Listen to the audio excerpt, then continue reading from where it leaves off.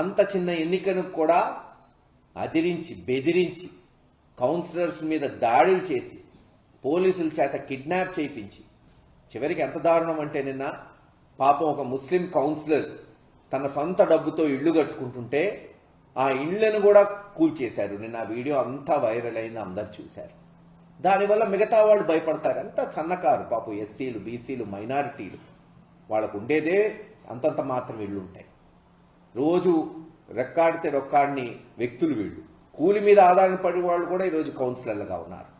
వాళ్ళని బెదిరించి వాళ్ళేంటి స్వయానా చైర్మన్, అక్కడ చైర్మన్ సుబ్బారావు గారినే నీ ఫ్యాక్టరీకి తాళం వేస్తాం, నువ్వు రాకపోతే నీ బిల్లులు ఆపుతాం, లేకపోతే మీ మీద కేసులు పెడతాం, ఇలా బెదిరించి లాక్కొని ఈరోజు ఒక వైస్ చైర్మన్ ఎన్నిక గెలుచుకున్నారు. పిడుగురాళ్ళు లేదు ఇంకో దగ్గర పోస్ట్పోన్ అవ్వచ్చు, లేదు మొన్న దాదాపు 8-9 మున్సిపాలిటీలో. అవసరమా ఇది? దీన్ని బట్టే తెలుస్తుంది ఎంత దిగజారిపోయినాయి రాజకీయాలు. ఎంత దూరం అన్నా తెలుగుదేశం వాళ్ళు మెషినరీని, పోలీసుల్ని, లేదు అధికారులను వాడుకొని భయభ్రాంతులను చేసి ఇది ఈరోజు నేను ఇందాక అన్నట్టు ఇప్పుడు వెంటనే ప్రభుత్వాలు మారిపోవు, కానీ ప్రజలు గమనిస్తున్నారు. ప్రజాస్వామ్యానికే ఆపద తీసుకొస్తుంది ఈ తెలుగుదేశం ప్రభుత్వం. అక్కడే కాదు, నిన్న మీరు దెందులూరు చూస్తే అక్కడ చింతమనేని ప్రభాకర్ గారు ఎంత బూతులు తిట్టి మళ్ళీ కేసులు మళ్ళీ అబ్బాయి చౌదరి మీద. ఇవన్నీ కూడా ఒక తార్కాణం ఎలా ఈ ప్రభుత్వం దిగజారిపోతుంది.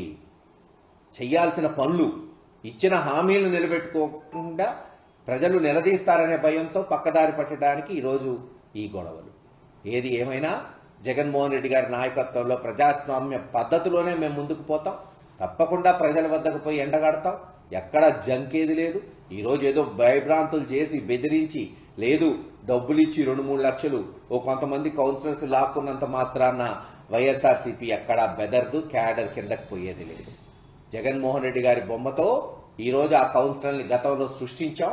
ఇటువంటి వాళ్ళని ఒక 100 మందిని సృష్టించే దమ్ము, ధైర్యం జగన్మోహన్ రెడ్డి గారికి ఉంది, ఈ పార్టీకి ఉంది. ఒకళ్ళిద్దరు మారినంత మాత్రాన, రాజ్యసభలో వాళ్ళు పోయినంత మాత్రాన, ఎమ్మెల్సీలు మారినంత మాత్రాన, లేదు కౌన్సిలర్స్ని లాక్కున్నంత మాత్రాన ఈ పార్టీ చెక్కు చెదరదు. ఎందుకంటే పైన జగన్మోహన్ రెడ్డి గారు, కింద కార్యకర్తలు అండగా ఉన్నారు, నికార్సుగా ఉన్నారు, ధైర్యంగా ఉన్నారు. ముందుకు పోతాం. ప్రజాస్వామ్య పద్ధతిలో ప్రజాక్షేత్రంలో తెలుసుకుంటాం. రేపు జరగబోయే లోకల్ బాడీ ఎన్నికల్లో కూడా తప్పకుండా మాకు చేతనైనంత వరకు పోరాటం చేస్తాం. వాళ్ళు చేస్తున్న అఘాయిత్యాల్ని ఎండగడతాం. అలాగే వాళ్ళు ఏదైతే మాట నిలబెట్టుకోకుండా ఈరోజు సూపర్ 6లు ఇవ్వట్లేదో అవి కూడా ప్రజల్లో చైతన్యపరిచి రాబోయే మళ్ళీ ఎన్నికల్లో తప్పకుండా జగన్మోహన్ రెడ్డి గారిని ముఖ్యమంత్రి అవడానికి అందరం కృషి చేస్తామని తెలియజేస్తున్నాం. పోలీసులే కిడ్నాప్ చేయడం, ఎత్తుకుపోవడం, బెదిరించడం, కేసులు పెట్టడం, ఇల్లు పడగొట్టడం ఎప్పుడైనా చూసారా సార్ మీరు? నేను అదే కాదు చెప్తుంది.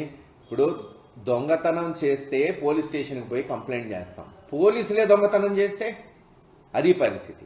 ఎక్కడన్నా గతంలో లోకల్ బాడీల్లో ఎక్కడ చెదురుముదురు సంఘటనలు జరిగేవి, జరగలేదు అన్నట్లా గత 20-30 సంవత్సరాల నుంచి. కానీ పోలీసులే కిడ్నాప్ చేయటం, కౌన్సిలర్ వెళ్ళకపోయి వాళ్ళని బెదిరించడం, మీ మీద కేసులు ఉంటాయని పిలిపించుకొని వాళ్ళని మీరు మారకపోతే, పార్టీ మారకపోతే రేపటి నుంచి మీరు ఊర్లలో ఉండలేరు, మీ వ్యాపారాలు చేసుకోలేరు, బెదిరించినప్పుడు ఏం చేయగలుగుతాం?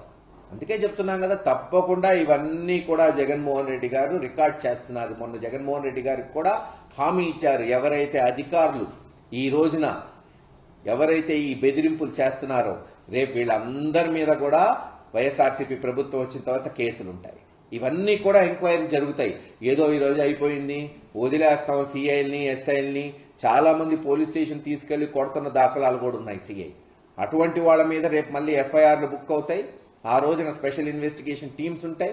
మొన్న జగన్మోహన్ రెడ్డి గారు కూడా ప్రత్యేకంగా పల్నాడు, గురజాల, మాచల్ల మాకు మాట ఇచ్చారు. ఎవరైతే అధికారులు అతిగా చేస్తున్నారో వాళ్ళని ఎంక్వైరీ చేసే అవసరమైతే వాళ్ళ ఉద్యోగాల నుంచి డిస్మిస్ చేయబోతుంది వచ్చే వైఎస్ఆర్సీపీ ప్రభుత్వం అని చెప్పారు. రేపు బహుశా పల్నాడు వచ్చినప్పుడు ఆయనే స్వయంగా ప్రకటన కూడా చేయబోతున్నారని తెలియజేస్తున్నారు. చిన్న కార్యకర్త కౌన్సిలర్ అయ్యారు వైఎస్ఆర్, అతను 2 ఇళ్ళు సాయంత్రం పూర్తి చేయడానికి చెప్పాను కదా. నిజంగా అటువంటి కౌన్సిలర్లని సెల్యూట్ చేయాలి. నాలాంటి వాడు చేస్తున్నాం కూడా. ఊహించండి, డబ్బు ప్రలోభాలు పెట్టారు, వాళ్ళ కుటుంబం మీద కేసులు పెట్టారు. చివరికి తన ఇళ్ళు కూల్చినా సరే అతను టీడీపీలోకి పోలేదు. ఈరోజు సార్ అవసరమైతే మేము ఓటింగ్కి దూరం ఉంటాం, ఏం చేయగలుగుతాం, చిన్నవాళ్ళం, మా ఇళ్ళు కూల్చేశారు కానీ మేము పోయి తెలుగుదేశానికి ఓటేయమని ఈరోజు బయట ఉన్నాడు. నిజంగా అటువంటి సైదావలి లాంటి కార్యకర్తలే ఈరోజు జగన్మోహన్ రెడ్డి గారికి శ్రీరామ రక్ష. అటువంటి కార్యకర్తలనే ముందు పెట్టుకొని రేపు లీడర్లను చేస్తాం, వాళ్ళకు పదవులు ఇస్తాం, అన్ని రకాలుగా రేపు వాళ్ళని ఆదుకుంటామని తెలియజేస్తున్నాం. ఇప్పటికే 2 సార్లు వాయిదా పడి 3వ సారి వాళ్ళు అనుకున్నది సాధించారు. ఎట్లా చూస్తారు మొత్తాన్ని? చెప్పా కదా, మొన్నేమో ఎలక్షన్కి రానిలేదు కౌన్సిలర్లు అందరు పోతే, చివరికి చైర్మన్ గారిని బెదిరించి, మన చైర్మన్ గారు కూడా జగన్ గారి దగ్గరికి వచ్చి సార్ బెదిరిస్తున్నారు, మేము వ్యాపారం చిన్న కుటుంబం నుంచి వచ్చి ఒక్కొక్క ఇటుక పెట్టుకొని ఒక వ్యాపారం చేస్తున్నాం, ఫ్యాక్టరీకి తాళాలు వేస్తున్నారు, మారకపోతే ఇంకా పిడుగురాళ్ళలో ఉండనివ్వమంటున్నారని ఆయనే స్వయాన జగన్మోహన్ రెడ్డి గారు చెప్పారు. సరే ఒక అధ్యక్షుడిగా ఆయన ఇవ్వాల్సిన భరోసా ఇచ్చాడు. కానీ సరే ఈరోజు కాలక్రమేణా కొంతమంది భయానికి లొంగుతున్నారు. ఒక్కడే అనట్లేదు కదా, రాజ్యసభలో లొంగిన వాళ్ళు రాజ్యసభలో లొంగారు, కౌన్సిలర్లు లొంగారు, అలాగే ఈ చైర్మన్ వాళ్ళు లొంగారు. ఏది ఏమైనా ఒకళ్ళు పోతే రేపు 100 మందిని సృష్టిస్తుంది ఈ పార్టీ అని తెలియజేస్తున్నాం. రాష్ట్రంలో ఉన్న పరిస్థితి చూస్తే ఏమనిపిస్తుంది సార్? దాడులు, కేసులు చెప్తేనే 9 నెలల నుంచి జరుగుతున్నది. అసలు law and order complete fail అయిపోయింది. ఇంత భ్రష్టు పట్టిన ప్రభుత్వం 9 నెలల్లో నేనైతే ఈ 30 ఏళ్లలో చూడలేదు. ప్రజలు ఇంత తిరుగుబాటు, ఎందుకంటే ఒక పండగలాగుండేది జగన్మోహన్ రెడ్డి గారు ఉన్నప్పుడు. ఒక క్యాలెండర్ పెట్టి ప్రతి 3 నెలలకి ఇదిగో అన్నమాట ప్రకారం ఇచ్చేది. ఇప్పుడు 9 నెలలు అయిపోయింది. మొన్న చూసాం సంక్రాంతి, వెలవెల్లాడిపోయిన ఈ షాపులన్నీ పాపం, బట్టల కొట్లు కానీ ఏవి కూడా ఎక్కడా కళలేదు.